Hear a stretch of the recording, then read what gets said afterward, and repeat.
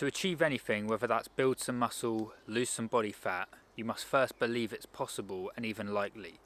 Belief is the foundation upon which all success and mental health is built. Unfortunately, most people have a bias towards negative thinking. This is a survival mechanism to keep us safe and out of harm's way, but it often goes on unconsciously, and we tend to ruminate on what bad things can happen, and we don't actually believe the good things are going to happen. Your mindset and beliefs are the lens through which you perceive the world, so you have to choose carefully what beliefs you hold. Fortunately, we can recognise and change the beliefs we hold. In this video, I'm going to give you some practical techniques you can use from a powerful book called The Magic of Thinking Big. This will teach you how to develop a growth mindset. But first, what is belief? Belief is your acceptance and conviction in the truth or existence of something without requiring proof. It is a mental attitude or psychological state that influences your thoughts, feelings, and behaviours towards a particular end. Beliefs shape your perception of the world, values, and actions. They can be both empowering and limiting, and they can have a significant impact on your life. So you want to adopt a growth mindset, and a growth mindset is the belief that your abilities, intelligence, and talents can be developed through hard work, dedication, and perseverance. Through learning, practice, and feedback, skills can be improved over time. This mindset fosters a curiosity and love of learning, a willingness to take on challenges and make mistakes, and a belief that failure is an opportunity for growth and development. In contrast, a fixed mindset is the belief that our abilities and intelligence are innate and unchangeable traits, limiting our potential for growth and development. You choose the beliefs you hold, so it is a good idea to adopt beliefs that serve you. Here are 7 techniques on how to develop and adopt a growth mindset. Technique number 1. Always have a can-do attitude.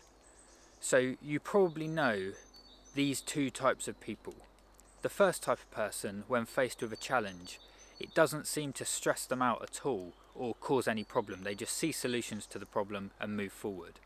The other person, faced with the same challenge and same problem, gets really stressed and ruminates on the issue. And it normally works out better for the first type of person. Now you're going to fall under one of these 2 categories. If you're developing a growth mindset, you have to be the type of person that can have a can-do attitude. Whatever the problem is, it's not an issue. You're just going to move forward with it. So and I was always the person that would stress and worry rather than just have a can-do attitude. And I would tell myself the story why I can't do it and why it's probably going to fail. And if you have thoughts like that, that's not a growth mindset, and that's not going to lead to anything beneficial. So a way I kind of framed it in my mind, and this is a mental model that I'll go back to, is I will think about somebody, say, like Elon Musk. Elon Musk has 11 children. He's sending humans to Mars. He's transitioning us to sustainable energy. He's making flamethrowers, doing interviews. He's doing a lot of things. And if he can do that, that's a human being, as far as I know. I mean, he might be a robot or some sort of alien, but he's a human being, flesh and blood the same as me, with the same life energy as me. If he can do that, I can start a YouTube channel and lose 10 pounds of fat and build a little bit of muscle. Do you know what I mean? So I use these mental frames and I go, if Elon Musk can send humans to Mars and that's the problem he's trying to solve, I can solve the problem of I need to lose 10 pounds of fat by summer. So you can use contrast to go, oh well, the issues he's facing on a daily basis, Elon Musk is facing problems that even my growth mindset doesn't believe I can solve. But then I'm not trying to solve his problems. But if he didn't think he could solve his problems, then... So there's levels to it.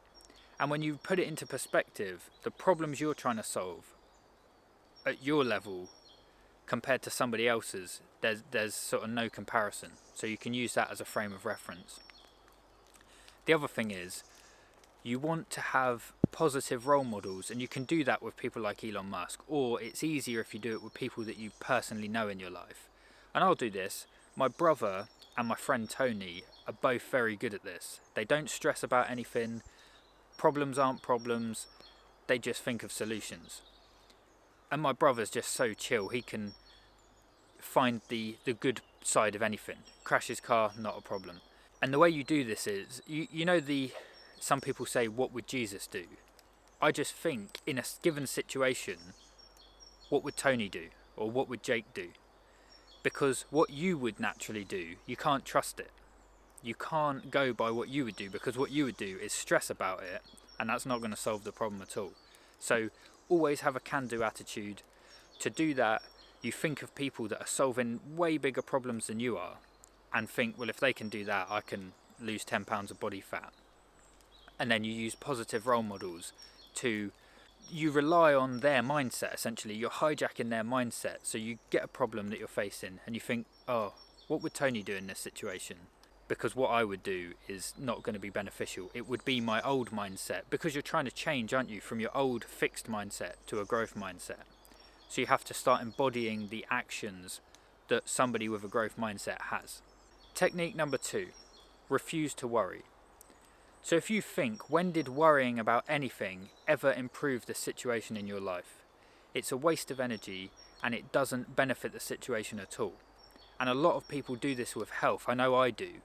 I get like the most minor thing and I think, oh, what does this mean? Have I got some sort of disease? Am I going to die? Well, just thinking those thoughts isn't beneficial. If you think the thoughts of, I'll probably be alright, the body is a self-healing organism, every time I've cut myself it's healed up, you know, the body is constantly trying to heal. So don't worry about anything, especially not your health. And don't talk about your health. This is in the book, The Magic of Thinking Big. And it just wouldn't have occurred to me, because a lot of people do this. They'll say, oh, I've got this pain in my knee, and they'll talk about it, as if talking about it is going to heal the knee. Well, it isn't. And the best thing you can do, and he says this in the book, is to be grateful for your health as it is now, regardless of how good it is. So be grateful for your health at whatever stage it is. So you could be terminally ill. You could be have some very serious illness, but it could be worse, and you're grateful that it isn't. So being grateful for your health as it is now is a very powerful tool. And the more you do that, you say, well, yeah, I have got this issue, but I'm grateful that it isn't worse. And it just makes it better. And worrying about it isn't going to heal your body. You know, worrying that you got knee pain doesn't make your knee pain go away. Another point with this is, you can have a certain level of delusion with this as well. You might have some serious pain in your knee, but telling yourself, I've got some serious pain in my knee, this isn't good, I need to sort this out, but I don't know what to do. That's just ruminating, causing stress, not going to help your body to heal. But if you say, oh, my knee feels better than yesterday, even if it doesn't, so you're deluding yourself, even if it doesn't, you go, I'm sure my knee feels better than yesterday. You might trick yourself into actually, well, you're not putting a mental burden on your body by having the thing to heal, plus your mind is ruminating on it. And there was a quote, we went to Core Abbey yesterday, and my friend bought this book about managing stress. The quote in the front of the book was, a heart at peace gives life to the body. And that's Proverbs 14:30. And I just think, yeah, if you've constantly stressing about it, then the body isn't going to heal. So another part of refusing to worry is to cross bridges when you come to them. We have this tendency, and again, this is innate in us, this is designed to keep us out of trouble, to anticipate problems. So we're like a threat detection system, like a radar looking for the problem. And if you do that enough, you will find problems. But it's much better to just wait, and when the problem appears, deal with it. Because whether you anticipate the problem or not, you're still going to have to come up with a solution. And normally the solution comes spontaneously, and it's not... You can't predict the future, so you can't predict how the problem is going to manifest. And then the solution that you've come up with in your head isn't going to be relevant anyway. So we tend to do this. We come up with loads of different scenarios, how the problem could go wrong or how the thing could turn out. And it goes a completely different way, and you've got to deal with different problems anyway. One final thing you can do in refusing not to worry, and you can actually take a benefit from it, is salvaging something good from every issue. So whenever you have setbacks or challenges, there's always a lesson to be learned. So instead of worrying about problems, think, well, when these problems occur, it will give me information about what doesn't work. So moving forward, I'll have more to go on. So that's a benefit. Technique number 3, choose your thoughts carefully. So in the book, the author says, our brain is kind of like a radio station, right? You've got one station and it'll be all negative. This is going to happen. What if I crash my car? What if I get ill? What if my health declines? You've got all these negatives. Oh, tomorrow I've got this job interview, and what if I stumble my words and I don't get the job? All these, or what if I'm late, or I spill something on my suit? Whatever it is, you've got the negative station, right? So you can tune into that one, or you can tune into the other station. This is the analogy he gives. You tune into the other station, and the station sounds like this. You got that job interview tomorrow. You got a good night's sleep last night, so you're going to absolutely smash it. Your suit fits really well. That tie that your friend gave you is much better than the one you had, so that'll look good. You know the secretary there, so she's probably going to put in a good word. All the positives, why it's going to go well. Do you know what I mean? Now, if you had the choice to listen to one radio station or the other, so if you have the example of music, you got one station that plays music you don't like, and another station that plays all the music you absolutely love, you're not going to actively choose to tune into the station with music you don't like. But we do that in our own mind. We can choose to tap into that good station, or the one with just all the worries and problems. And that's a choice. So you have to actively tune into the positive station. And this takes mindfulness. So you need to recognize, I'm on that negative station, switch over. Because you can't always trust all of the thoughts in your head. We tend to think that we think our thoughts, but we don't. It's just a frequency it's a stream of consciousness. It's words, because we're thinking words. It's just words that are streaming through your head. And some of them you have to question whether they're actually right or not. So when the thoughts say things like, I'm going to do bad in my job interview because I'm not very good at speaking. Well, is that true or not? Because you can't predict the future. You don't know whether you're going to do bad. You might stumble all your words and they just love your personality. So you can't tell. You don't know how it's going to go. So you can't trust your thoughts. And you need to tune into the good ones, because that's beneficial. Both of them might be wrong. The thought that you're going to do bad in your interview, that might be right. And the thought that you're going to do good interview, that might be right. You don't know until you do your interview and you get the result back. But seeing as you don't know which one's correct, you might as well tap into the positive one. That's got to have a better impact on your mind and your body and how you carry yourself. Technique number 4. Think and act and carry yourself like an important person. We have this tendency to think that other people are doing important work and that they're important. And even with social media, it's a lot easier to have this mindset, because if somebody else has 1 million followers or a lot of attention online, you think, oh, what they're doing garners interest and it's important. And what I'm doing doesn't really matter. I post a picture, 4 people like it, who cares? But we're all connected and everybody's part is vitally important. And if you think that you're unimportant, you will carry yourself and act in a way that reflects that. So take, for example, me making these YouTube videos. When I first started uploading them, I fully expected to get 4 views, 3 of them being me checking the video and 1 of my mates checking it as well.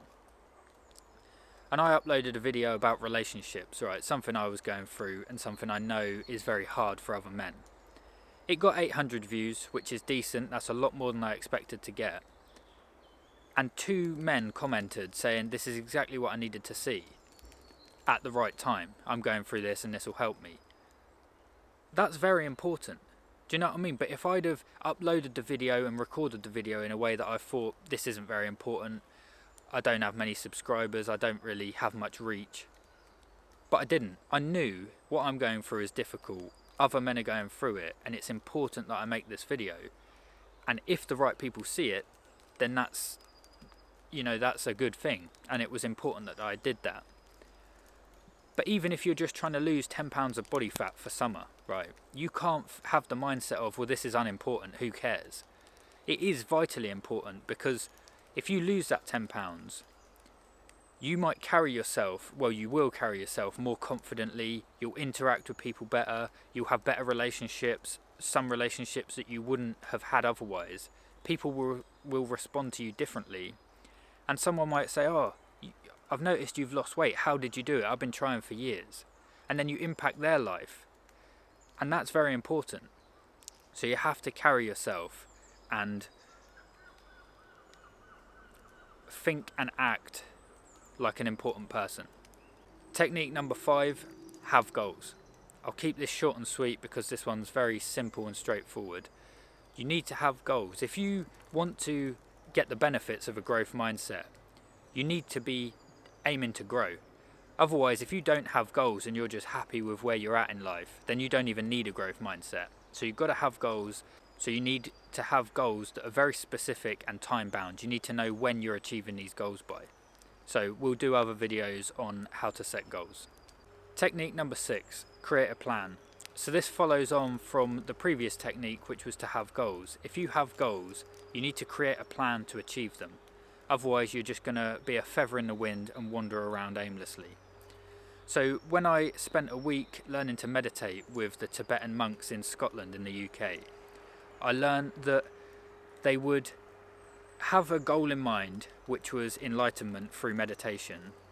And because they're not 100% sure how they're going to go about it, because if they did, they'd already be enlightened, they would create a plan, and they would kind of say, you see it through to fruition in your head. So you map forward, because we have imagination, so we can see how things are going to play out. If I am in a calorie deficit of 300 calories every day for a month, what's probably going to happen? And when it's scientific like that, you can pretty accurately predict the future. You're going to lose weight if you do that. And once you've done that, you can get you can normally come up with plans that are going to work. There's some things where luck is involved. Like, for example, when I make these YouTube videos, it's pretty much luck whether the algorithm pushes these videos to people or not. The quality of the video I produce has probably 50% to do with it, but then the other is algorithm. Whereas with weight loss, it's numbers. If I'm in a 300 calorie deficit daily, I will lose this much weight. So map out in your head a path to get to your goals, and that forms your plan. So this plan is going to be the best plan you can come up with at the moment with the information you have. You might get more information in the future and create a better plan and have to readjust your course and how you go about it. But just pick a plan at the moment with the information you've got and act on it. And this is another line from the book. Action precedes action. When you take action, you get information on what works, and then you can take more effective action moving forward. So like me with these YouTube videos, the more I upload, the more I'll learn what will work, and so on, you carry on. And the same with diet.